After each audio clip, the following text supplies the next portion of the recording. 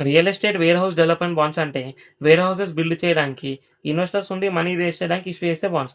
Wear houses mainly goods storage, distribution and logistic operations కోసం use చేస్తారు. Large warehouses usually e-commerce, retail, logistic companies use చేస్తాయి.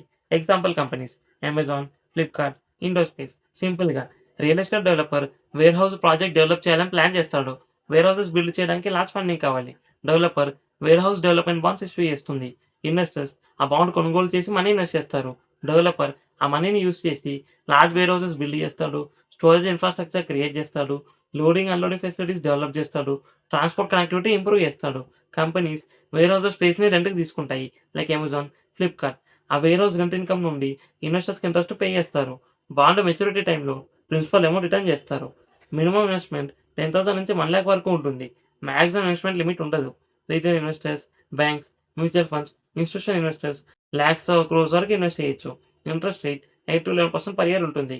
Wear housing sector stable కాబట్టి moderate interest rates ఉంటాయి. Interest payment options quarterly, half yearly లేదా yearly ఉంటుంది.